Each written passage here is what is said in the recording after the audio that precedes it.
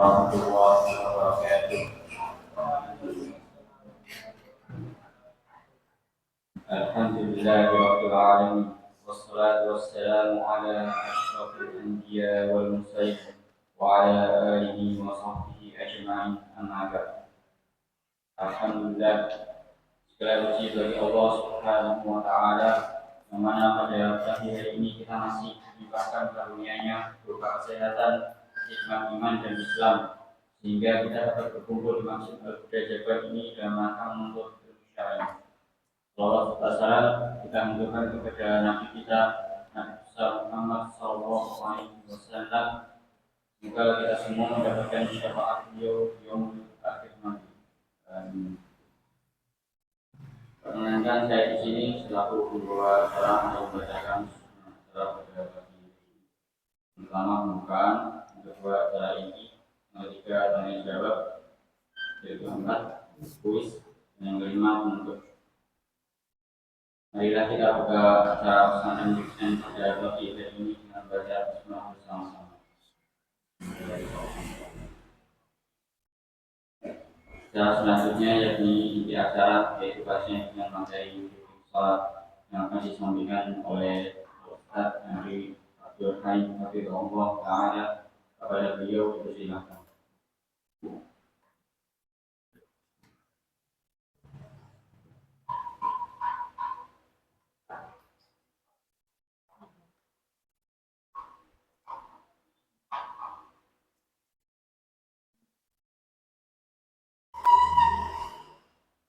Bismillahirrahmanirrahim. Assalamualaikum warahmatullahi wabarakatuh.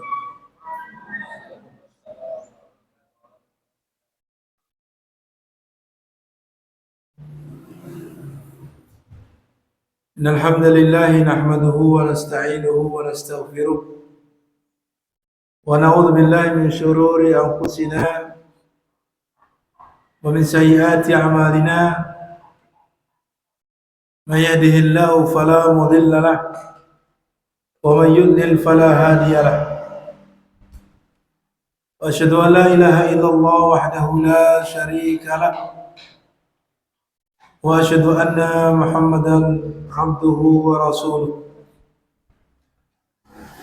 اللهم صل على محمد وعلى آله وصحبه ومن تبعهم بإحسان إلى يوم الدين. Amma ba'du,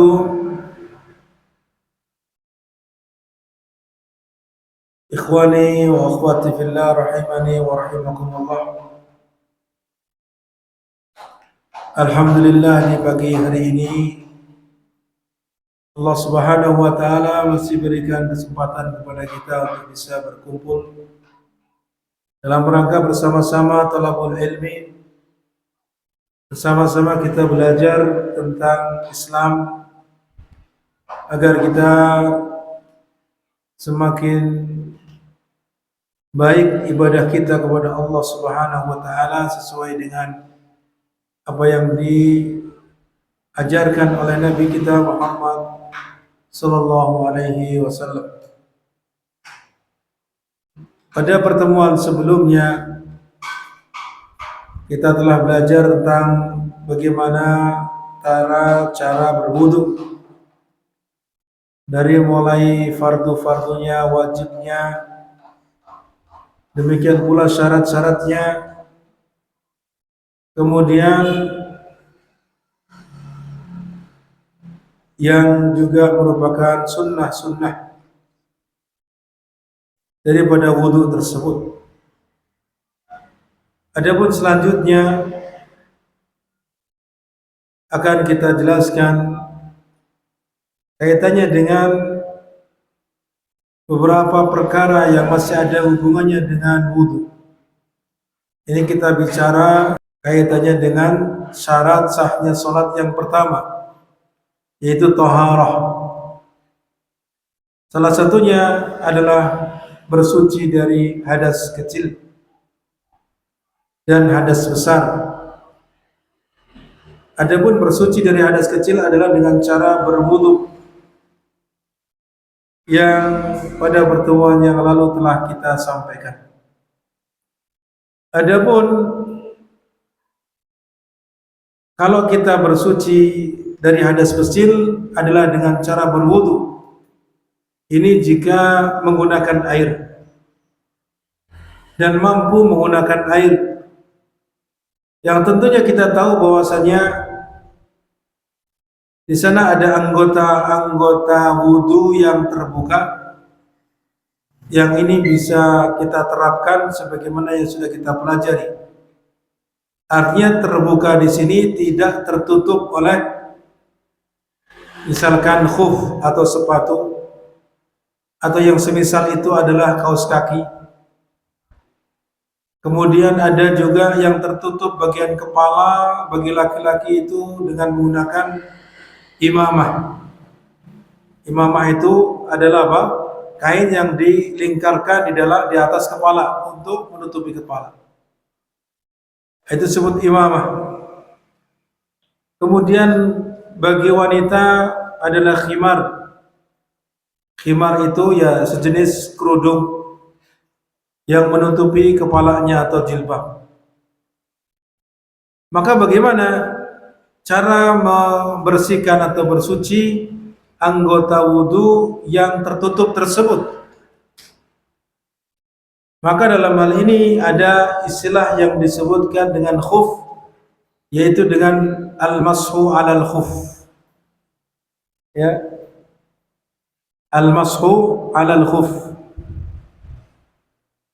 Selanjutnya. Terus next. Nah, ini ada khuf, ya. Jadi anggota wudu yang terbuka ini kaitannya dengan yang sudah kita pelajari, yaitu tata cara wudu yang sebagaimana pada umumnya. Adapun yang di atasnya ada penutup. Pertama seperti khuf atau sepatu. Maka di sini disyaratkan yaitu sepatu tersebut atau khuf tersebut yang menutupi sampai kedua mata kaki. Jadi sepatu yang digunakan adalah menutupi sampai kedua mata kaki. Atau yang semisal itu adalah kaos kaki. Kaos kaki. Nah, ini boleh digunakan ketika dia dalam keadaan membutuhkan. Entah karena dingin, entah karena dia dalam keadaan sakit, entah karena dia apa saja. Hanya saja nanti ketika dia batal mau berwudu lagi lalu tidak membuka sepatunya atau tidak membuka kaos kakinya, maka itulah yang disilakan dengan mengusap di atas dua khuf atau dua sepatu yang sampai menutupi kedua mata kaki. Ya, adapun syarat-syaratnya adalah bahwa kalau mengusap khuf, yaitu hendaknya ketika dia menggunakan sepatu tersebut sudah dalam keadaan bersuci. Ya, sudah dalam keadaan dia sudah bersuci dulu, sudah berwudu atau bersuci dengan suci yang lainnya. Lalu yang kedua syaratnya adalah sepatunya tersebut menutupi kedua mata kaki. Ya, karena itu yang wajib dicuci kalau wudu. Kalau berwudu kan kita mencuci kaki sampai kedua mata kaki, ya kan? Nah, maka syaratnya ketika akan mengusap dua khuf atau dua sepatu tadi atau dua kaos kaki, syaratnya ya harus menutupi anggota kaki yang wajib dicuci ketika berwudu. Itu syarat kedua, harus menutupi kedua mata kaki. Lalu syarat yang ketiga, mengusapnya adalah pada saat dimana dia mengusapnya itu di waktu-waktu yang diperbolehkan, karena di situ ada jatah waktu. ada apa namanya jangka waktu yang kemudian bisa kedaluarsa. Kalau untuk orang yang musafir, maka 3 hari 3 malam waktunya boleh mengusap, atau 72 jam dari pertama kali mengusap dua sepatunya tersebut, dihitung dari itu sampai 72 jam berikutnya. Sampai itu kemudian dia boleh mengusapnya, atau 3 hari 3 malam, atau 72 jam. Ini waktunya kapan dimulai? Yaitu ketika apa? Ketika dia pertama kali mengusap. Pertama kali mengusap khufnya. Jadi kalau dia sudah memakai 2 sepatunya atau 2 kaos kakinya, lalu batal, lalu dia berwudu, kemudian apa? Ketika seharusnya mencuci kaki kan tidak dibuka. Wudu pada umumnya biasa, tapi ketika apa? Ketika pada saat mencuci kaki, sepatunya tidak dibuka atau kaos kakinya tidak dibuka, hanya diusap saja. Tangan kita basahi dengan air, lalu diusap di atas sepatunya. Ya, yaitu yang ada di atasnya, di atas kaki, di punggung kaki kita. Itu cara mengusap 2 khuf.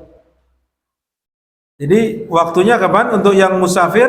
Yaitu 72 jam dari pertama kali dia mengusap sampai dihitung dari saat itu hingga 72 jam. Kalau bagi yang tidak musafir, yang di rumah, walaupun dia tidak sakit, walaupun dia tidak kedinginan, tapi dia ingin memakai kaos kaki, ya, sebagai bentuk mengamalkan sunnah ini, maka dia boleh mengusapnya cukup sehari semalam. Diberikan rentan waktu untuk mengusap sepatunya atau kaos kakinya sehari semalam. Ini biasanya banyak yang melakukan ketika musim-musim dingin. Orang ketika kedinginan maka apa? Akan menggunakan kaos kaki atau sepatu tersebut. Jika dia gunakan untuk tidur, dia gunakan untuk aktivitas, tidak dilepas selama berapa? 24 jam. Jadi 24 jam ini maksudnya apa? Yaitu pertama kali dia mengusap 2 khufnya. Itu rentan waktunya. Kalau untuk yang musafir 72 jam atau 3 hari 3 malam. Kalau untuk yang tidak musafir itu sehari semalam atau 24 jam. Itu demikian. Itu aturan batas waktu mengusap 2 khuf. Lalu syarat yang keempat adalah bahwasanya sepatu tersebut berasal dari bahan yang suci. Jadi sepatu tersebut digunakan dari bahan yang suci, atau kaos kakinya juga dari bahan yang suci, dan juga boleh digunakan. Karena ada sepatu-sepatu yang dari barang-barang atau dari kulit yang haram atau tidak suci. Contohnya kulit dari hewan-hewan yang haram dimakan, yang asalnya haram dimakan. Seperti kulit ular, kulit harimau, kulit anjing, kulit babi, maka itu tidak boleh digunakan, dijadikan sebagai bahan untuk apa tadi? Sepatu yang digunakan untuk ibadah. Karena itu tetap dalam keadaan najis kalaupun disamak, kalaupun disucikan, tidak bisa suci. Yang dibolehkan adalah dari kulit-kulit yang halal dimakan kalau dalam keadaan hidup. Itu demikian. Demikian juga mubah, artinya sepatu tersebut bahan yang bukan hasil curian. Ya. Sepatu tersebut yang digunakan bukan dari barang curian. Nah, ini kaitannya dengan mengusap sepatu, syarat-syaratnya terus. Jadi demikian. Itu tadi, ini adalah syarat daripada mengusap sepatu ataupun khuf tadi. Adapun kaitannya dengan selanjutnya imamah, ya, imamah. Bagaimana imamah? Imamah itu yang berada di atas. Termasuk juga jabirah. Jabirah itu apa? Jabirah itu perban atau gips yang menutupi luka. Ya, saya ulangi sebelum kita membahas masalah imamah atau sorban yang dilingkarkan di atas kepala, kita bicara kaitannya dengan masalah jabirah atau apa? Gips yang melilit atau menutupi luka. Baik itu perban ataupun gips atau yang semisalnya, ketika ada tangan atau kaki yang di situ adalah termasuk anggota wudhu lalu tertutupi oleh hal-hal tersebut. Kira-kira bagaimana cara bersucinya? Ketika dia berwudu bagaimana? Tentunya tidak disiram air. Tentunya itu apa? Dia hanya mengusapnya saja. Anggota wudu yang lain tetap wudu, adapun pada saat dia yang terkena luka yang sudah digip atau sudah diperban, maka itu hanya diusap saja. Sebagaimana tadi mengusap sepatu. Hanya saja di sini tidak disyaratkan memakainya harus bersuci dulu. Ya, kalau barangkali dia dalam keadaan pingsan, ya terjadi kecelakaan, pingsan, kemudian patah tulang tangannya dan kakinya. Lalu tahu-tahu dalam keadaan siuman dia sudah digips atau sudah diperban. Dalam keadaan sadar dia sudah digips atau diperban. Maka yang seperti ini boleh kemudian dia mengusap, tidak harus bersuci terlebih dahulu. Sampai kapan? Ini tanpa batas. Tidak ada batas waktunya, berbeda dengan mengusap khuf tadi. Kalau mengusap khuf adalah batasannya 3 hari 3 malam kalau musafir. Kalau orang yang tidak safar itu sehari semalam. Adapun kaitannya dengan mengusap jabirah atau perban atau gib tadi, maka ini sampai sembuh, sampai dilepas. Jadi kalau dia berwudu, pada saat berwudu anggota wudu yang lain seperti pada umumnya wudu, adapun yang terkena gib, ya yang diperban, maka cukup diusap saja. Dan itu boleh dilakukan sampai dia sembuh dan sampai dilepas. Nah, itu demikian. Adapun yang berikutnya adalah imamah. Imamah bagaimana? Atau tadi sorban yang dililitkan di kepala. Maka ini jika memberatkan, karena biasanya panjangnya bisa 3 meter, 5 meter, dilekatkan dia apa? Di kepala. Maka kalau dilepas, susah kembali untuk menggunakannya. Ya, kecuali sorban-sorban yang sudah paten. Seperti kopiah, maka ini berbeda urusannya. Kalau dia tidak susah untuk melepasnya, maka dalam hal ini berarti dia tetap mengusap kepala. Nah, bagaimana kalau sorban itu biasanya kain panjang 3 meter sampai 5 meter lalu dililitkan di kepala? Maka yang seperti ini dia boleh tidak melepasnya, kemudian dia wudu pada umumnya wudu, lalu ketika mengusap kepala yang diusap kening dan sorbannya. Kening dan sorbannya. Maka ini dibolehkan. Itu dibolehkan. Walaupun ini sorban bukan biasa kita gunakan, tapi paling tidak kita mengetahui ilmunya. Kita mengetahui ilmunya bahwasanya ketika memakai sorban yang susah untuk dilepas, susah untuk memasangnya kembali, maka apa? Maka boleh di situ seseorang mengusapnya tanpa melepasnya ketika dia berwudu. Kemudian selanjutnya adalah kaitannya dengan khimar. Khimar atau kerudung atau jilbab bagi wanita. Apakah boleh juga dalam keadaan-keadaan tertentu seperti seorang wanita susah melepasnya? Mungkin di tempat-tempat di mana dia ketika itu berwudu di tempat umum. Mungkin di terminal, tempat pariwisata, yang di mana biasanya tempat-tempat wudu itu terbuka. Tempat wudunya apa? Di luar biasanya. Maka yang seperti ini, ya, jika dia tidak mungkin untuk berwudu di tempat yang tertutup, maka tidak mungkin karena hukumnya haram baginya untuk membuka auratnya. Sehingga dia diberikan kemudahan, dibolehkan untuk mengusap kepalanya ya tanpa harus membuka, yaitu dengan mengusap kerudungnya. Ya, dengan mengusap apa? Kerudungnya atau khimarnya. Nah, ini demikian. Itu jika dia sedang dalam keadaan yang tidak mungkin untuk melepaskan kerudungnya tersebut. Demikian kaitannya dengan masalah ya, perkara-perkara yang merupakan anggota wudu tapi tertutup, yang tidak bisa dibuka atau ya memberatkan kalau dibuka. Maka di sini dalam Islam memberikan keringanan. Seperti yang pertama tadi, 2 sepatu atau khuf atau 2 kaos kaki termasuk dalamnya. Kemudian apa? Perban atau gib, dan juga selanjutnya apa? Tadi seperti sorban atau imamah.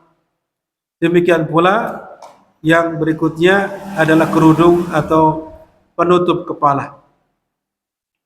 Adapun selanjutnya, ikhwani wa akhwati fillah rahimani wa rahimakumullah, adalah kaitannya dengan pembatal wudu. Ya. Ini next terus. Ya, terus satu lagi, nawaqitul wudu. Disebutkan di sini pembatal wudu. Pembatal wudu di antaranya disebutkan yang pertama adalah al-kharij minas sabilain, yaitu ada sesuatu yang keluar dari 2 jalan. Maksudnya 2 jalan ini 2 jalan kubul dan dubur. Ya, jalan kencing dan jalan untuk BAB. Itu maksudnya 2 jalan. Nah, apa saja yang keluar dari keduanya, baik itu yang aslinya najis dan yang tidak najis, maka tetap saja membatalkan wudu. Tetap saja membatalkan apa? Wudu. Misalkan ada kelereng tertelan, lalu keluar bersama apa? Ya, ketika dia BAB keluar, maka ini juga tetap membatalkan wudu. Misalkan keluar batu, maka ini juga termasuk membatalkan wudu ketika keluarnya adalah dari 2 jalan atau salah satu dari 2 jalan tersebut. Ya, apa saja baik itu yang aslinya najis atau yang dia bukan najis, akan tapi tentunya sudah bercampur dengan najis, maka apa? Maka itu akan membatalkan wudu. Kemudian yang berikutnya di antara pembatal adalah ya, keluar najis yang banyak dari dirinya. Tentunya ini selain dari 2 jalan tadi. Misalkan keluar darinya ada yang mengatakan darah. Sebenarnya kaitannya dengan darah, para ulama menguatkan pendapat yang paling kuat dalam hal ini, darah manusia itu tidak najis kecuali darah haid dan nifas.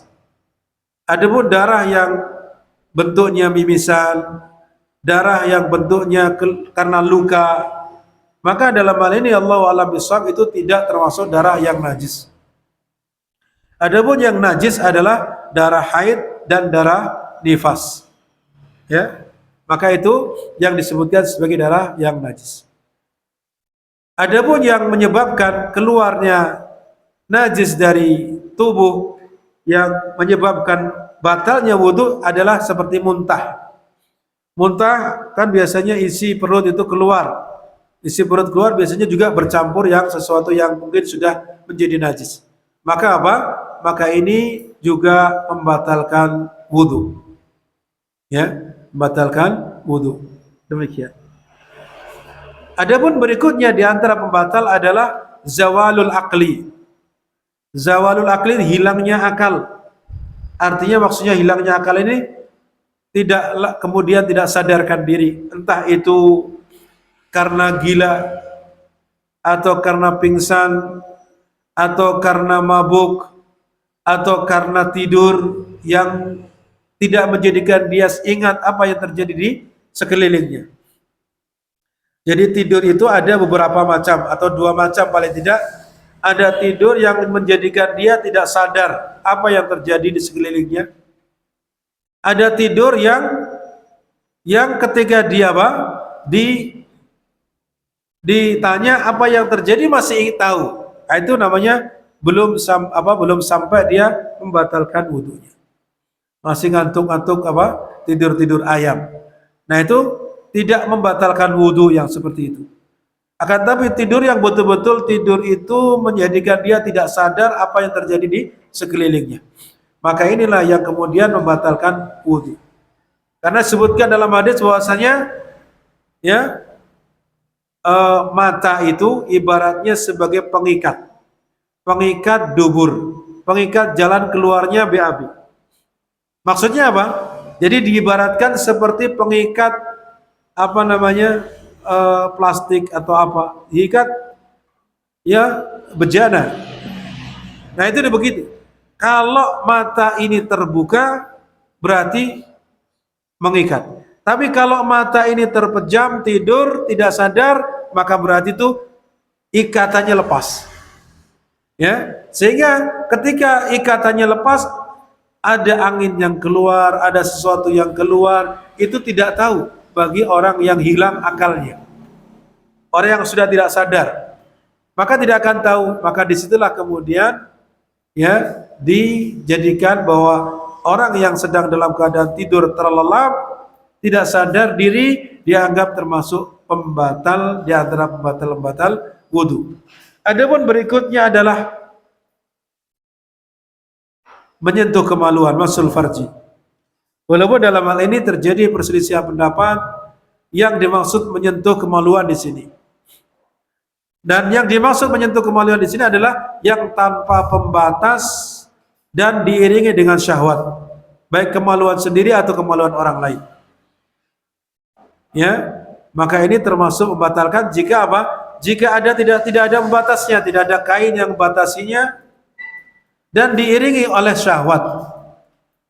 Ya, ketika tidak diiringi oleh syahwat, tidak pula ada pembatas, ya, tidak ada juga pembatasnya, maka itu tidak membatalkan. Ada pembatas, tidak diiringi syahwat, maka itu ya tidak membatalkan wudu.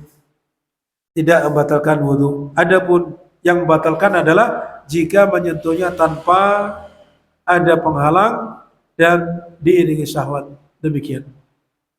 Adapun selanjutnya ya adalah apa? Ghuslul mayyit, memandikan mayit. Memandikan mayit ini termasuk juga pembatal wudu menurut penulis. Ya. Kan tapi Allahu a'lam bishawab, ghuslul mayit ini tidaklah menyebabkan batal wudunya, hanya saja disunnahkan. Sunnahkan untuk berwudu kembali. Karena saya belum mendapati dalilnya terkait dengan masalah ini. Adapun selanjutnya adalah apa? Aklu lahmil ibil. Tadi yang atas sudah kita sebutkan, yaitu makan daging onta. Makan daging onta. Ini juga termasuk membatalkan apa? Batalkan wudu. Nah, di sini tidak ada onta insyaallah. Sehingga tidak ada pun onta di kebun binatang. Ya susah untuk bisa mendapatkan daging onta. Maka ya mudah-mudahan tidak ada yang disebabkan itu sehingga batal wudunya. Kecuali itu ke Jazirah Arab, Timur Tengah, ya kemudian melaksanakan umrah atau haji, lalu mencoba makan daging onta, maka batal wudu. Yang berikutnya adalah masul mar'a bisyahwah, menyentuh wanita dengan syahwat. Walaupun dalam hal ini Allahu a'lam bishawab itu tidak membatalkan wudu. Ya, yang rajih, pendapat yang rajih adalah yang kuat tidak membatalkan wudu. Ini dalam madhab tertentu baru batal.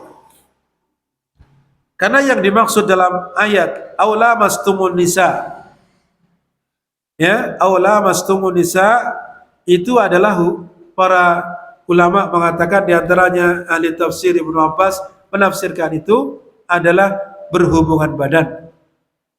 Yang dimaksud adalah menyentuh di situ berhubungan badan, sehingga kalau seseorang berhubungan badan maka menjadi batal, menjadi berhadas besar.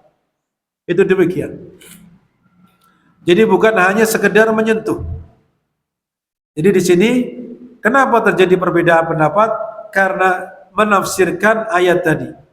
Ya, menafsirkan ayat tadi. Apa maksudnya? Apakah hanya sekedar menyentuh ataukah yang dimaksud adalah berhubungan badan? Nah, di sini pendapat yang kuat adalah yaitu berhubungan badan, sehingga yang dimaksud dalam ayat itu berhubungan badan. Buktinya apa? Buktinya dalam banyak ayat, dalam banyak hadis Rasulullah Shallallahu Alaihi Wasallam didapati beliau ya ketika sudah wudhu akan melaksanakan sholat, bahkan ketika melaksanakan sholat beliau menyentuh istrinya Aisyah radhiyallahu anha atau yang lain. Dalam satu hadis di mana Rasulullah SAW sholat malam dalam keadaan gelap, tidak ada lampu seperti saat sekarang ini. Aisyah mencari-cari Rasulullah SAW karena ruangannya kecil. Maka Rasulullah SAW sholatnya berada di sisi Aisyah, yang mana tempat sujudnya itu ya adalah kaki Aisyah radhiyallahu anha. Sehingga ketika Rasulullah SAW sujud, maka kakinya disingkirkan. Ya, ketika bangkit maka kemudian dibalikkan kembali, Rasulullah berdiri. Nah itu begitu. Ini apakah kemudian sholatnya batal padahal menyentuh kaki Rasul, kaki siapa? Aisyah radhiyallahu anha? Maka tidak membatalkannya. Kalau tidak batal sholatnya berarti tidak pula apa? Batal wudunya. Dalam hadis yang lain juga Aisyah radhiyallahu anha ya tadi mencari-cari Rasulullah, kemudian menyentuh kaki Rasulullah SAW sedang dalam keadaan sujud. Ya, di mana Rasulullah sedang sujud, kakinya berdiri, begini menempel antara satu dengan yang lainnya. Ini juga menunjukkan bahwasanya Rasulullah tidak membatalkan dirinya, karena memang tidak batal. Dalam riwayat yang lain bahwasanya Rasulullah SAW ketika sudah berwudu kemudian akan ke masjid mencium istrinya terlebih dahulu. Apakah menciumnya ini tidak karena syahwat?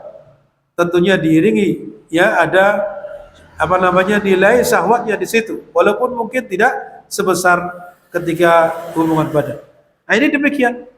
Maka ini ayat hadis-hadis yang menunjukkan bahwa praktek Rasulullah SAW ketika menyentuh istrinya maka beliau tidak berwudu lagi. Sehingga Allah a'lam bishawab bahwa pendapat yang rajih dalam hal ini bahwa menyentuh wanita tidaklah membatalkan wudu, baik itu dengan syahwat atau tidak dengan syahwat. Hanya saja kalau bukan mahramnya maka dia tentunya berdosa. Walaupun wudunya tidak batal, tapi Tapi dia berdosa. Dia berdosa.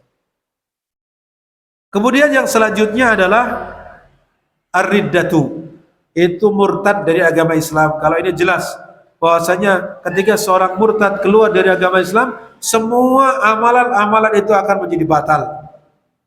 Bahkan pahala yang dia sudah kumpulkan itu hilang semua.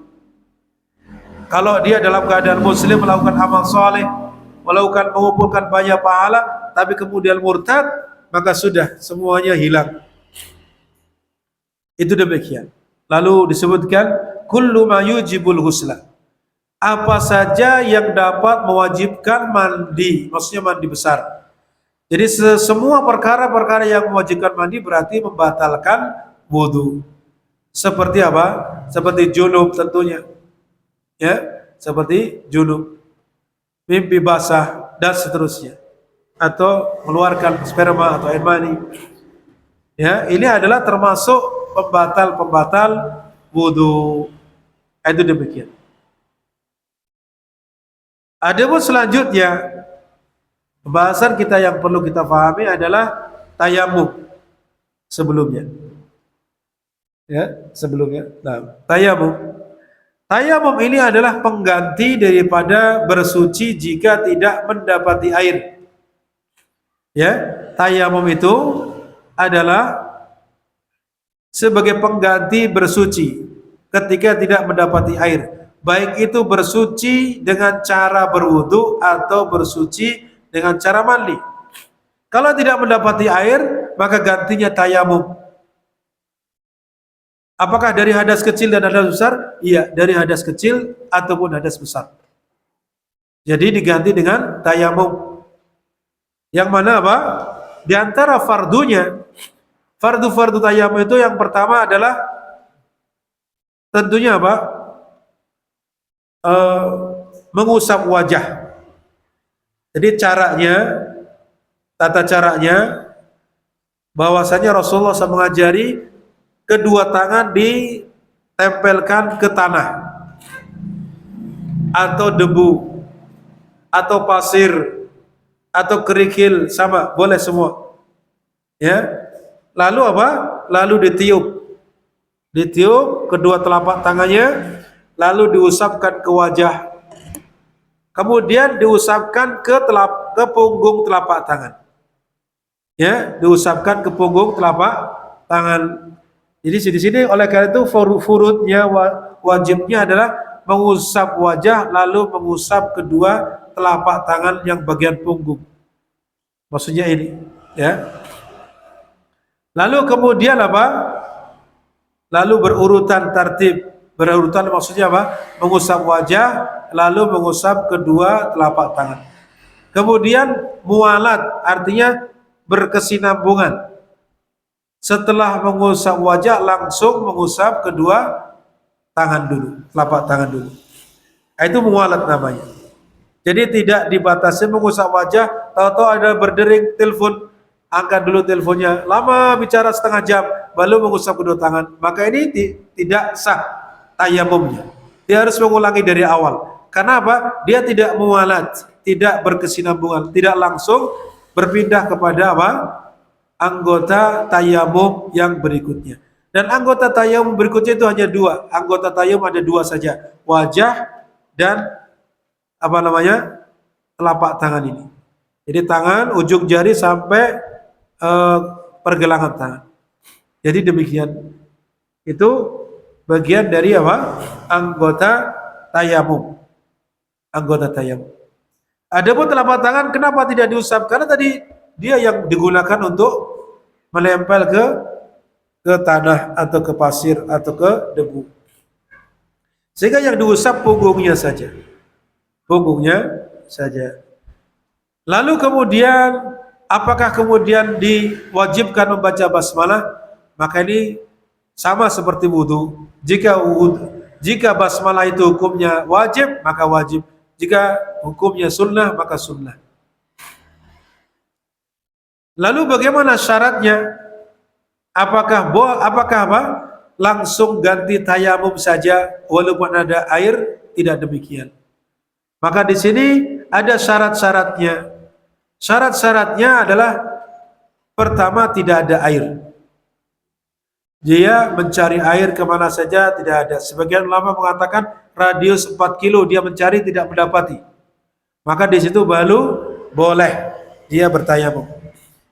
Walaupun dia tidak pergi ke sana, tapi ada informasi bahwasanya kampung kita sudah tidak ada air. Ya, juga tetangga-tetangga tidak ada air. Maka yang seperti itu sudah bisa berganti dengan tayamum insyaallah taala. Adapun masih jika jarak setengah kilo, 1 kilo masih ada air, maka dia harus berusaha mencarinya.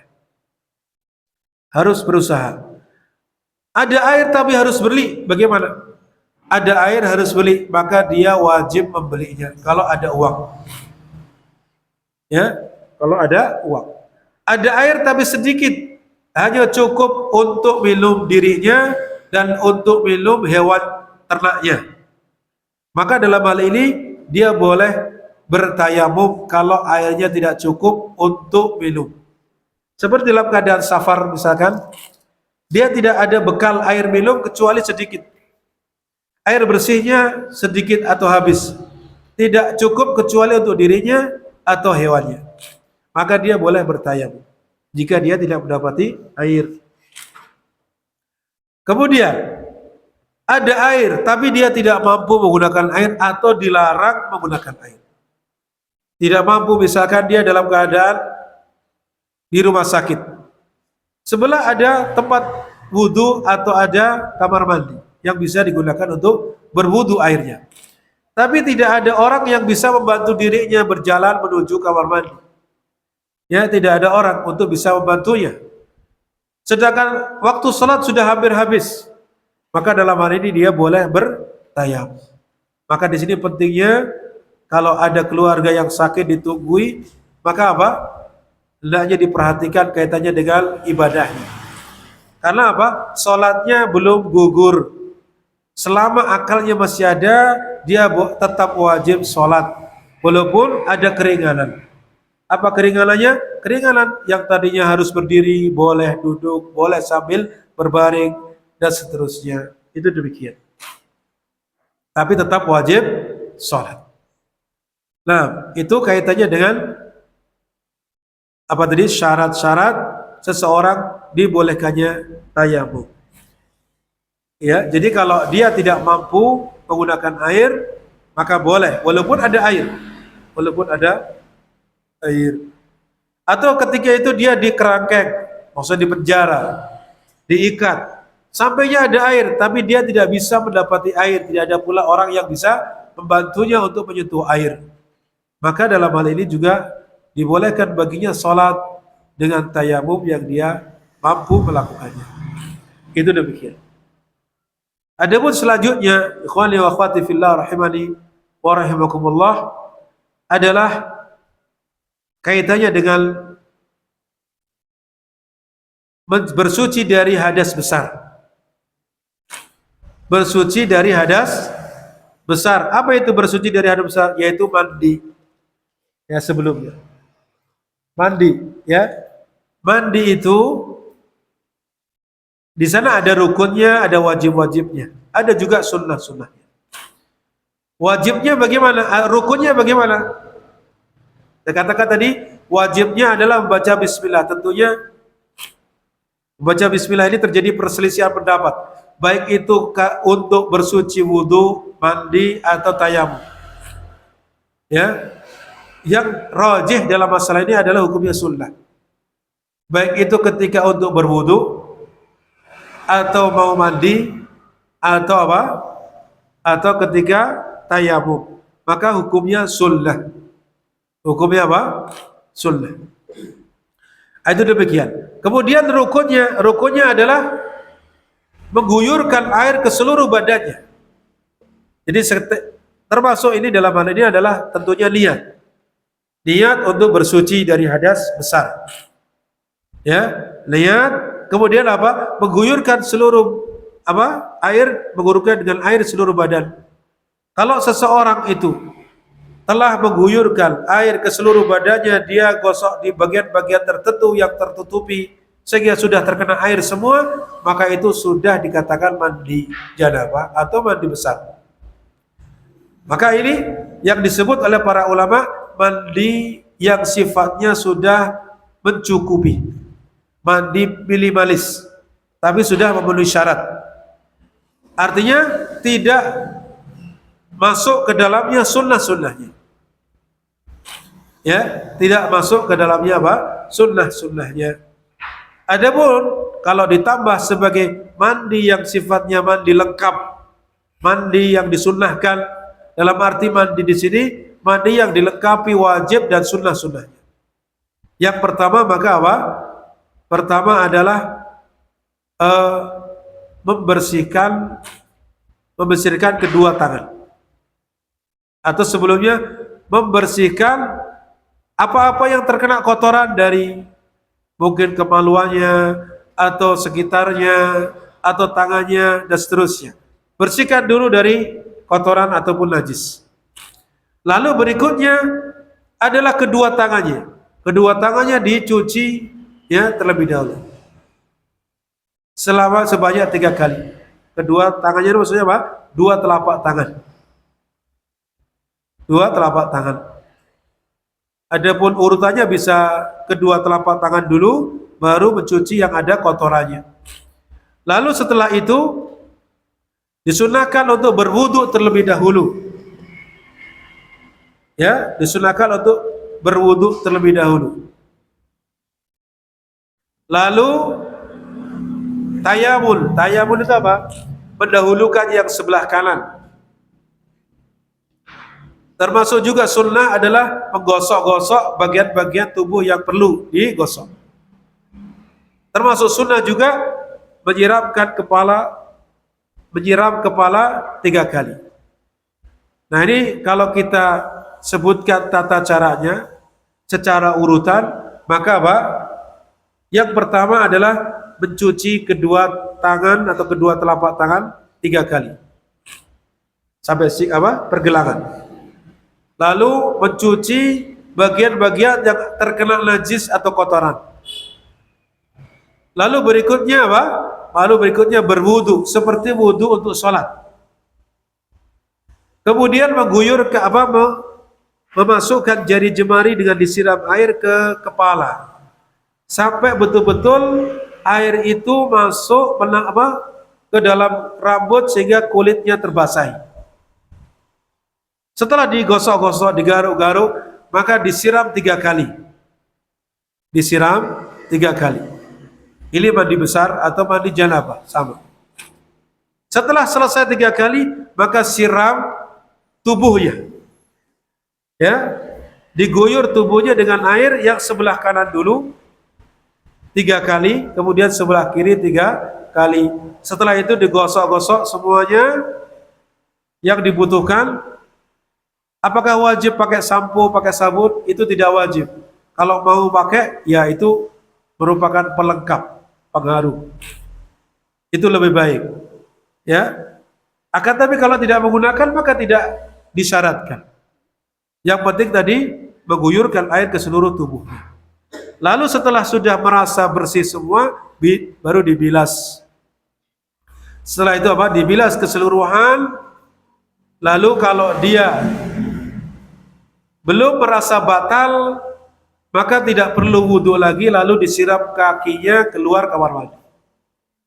Kalau dia sudah merasa batal atau sudah buang angin atau mungkin sudah kencing, sudah melakukan pegang kemaluan, maka wudhu lagi lalu keluar kamar mandi. Itu begitu.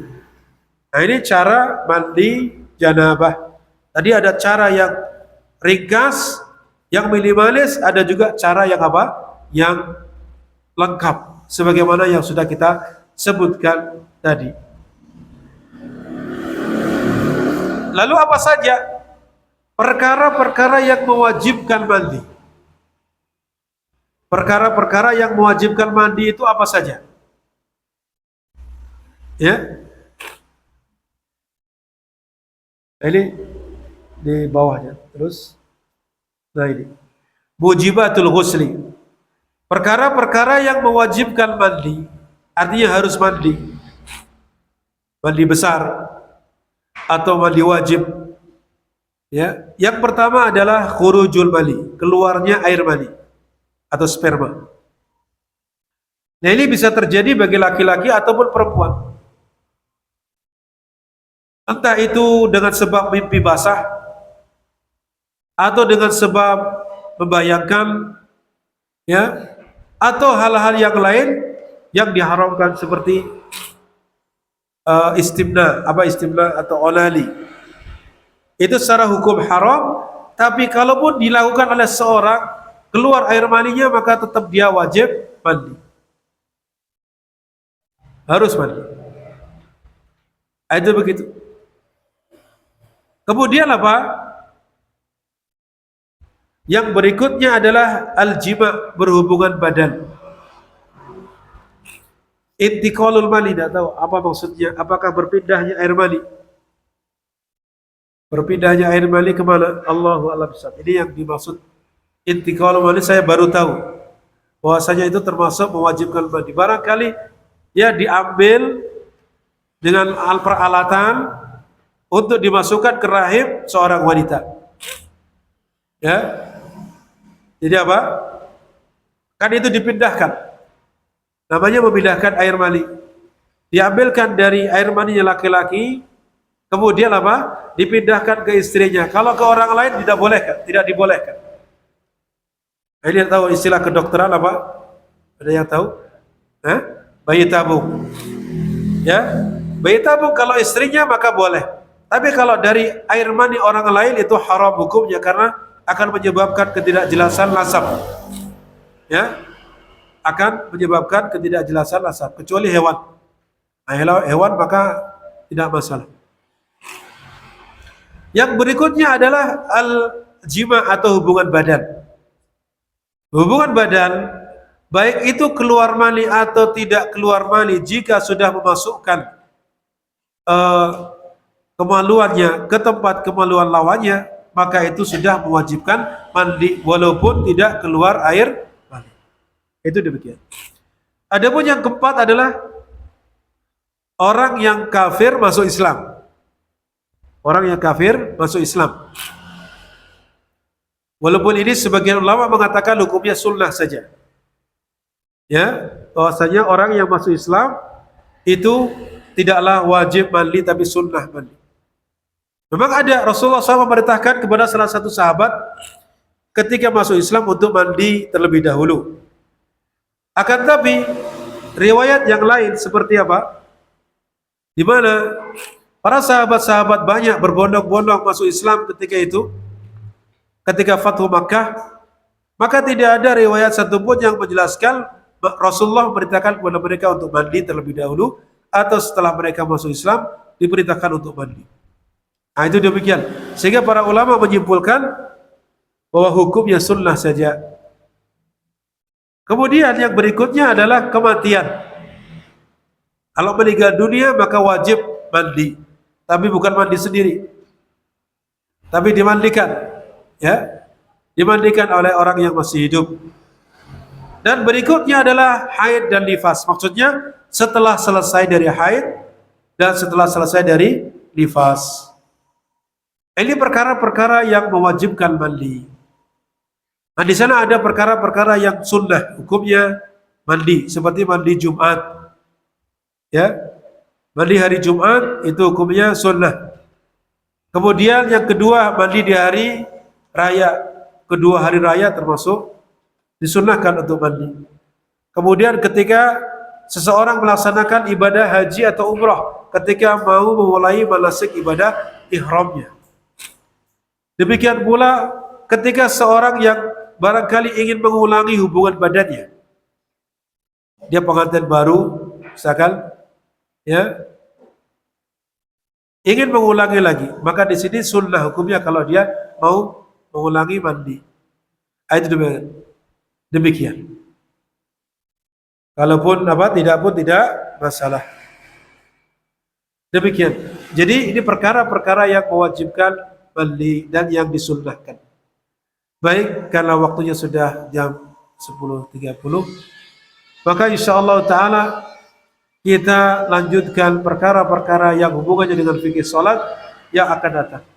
Ya, ini perkara-perkara yang hubungannya dengan cara bersuci. Itu syarat-syarat yang pertama. Syarat yang pertama. Adapun berikutnya syarat yang kedua itu adalah menjelaskan toharoh dari najis. Ya, silakan terus ya. Ya, terus.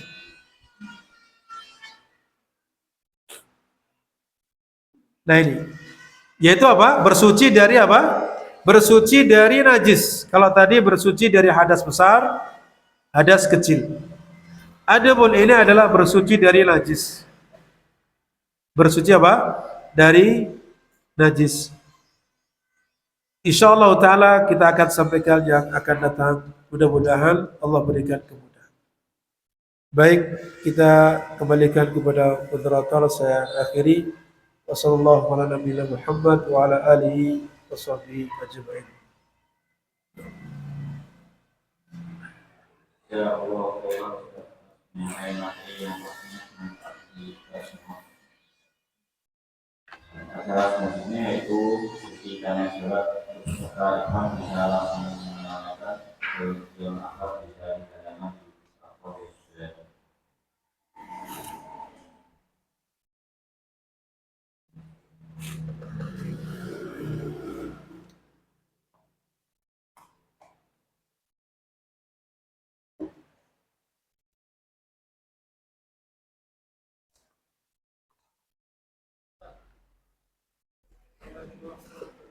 Assalamualaikum.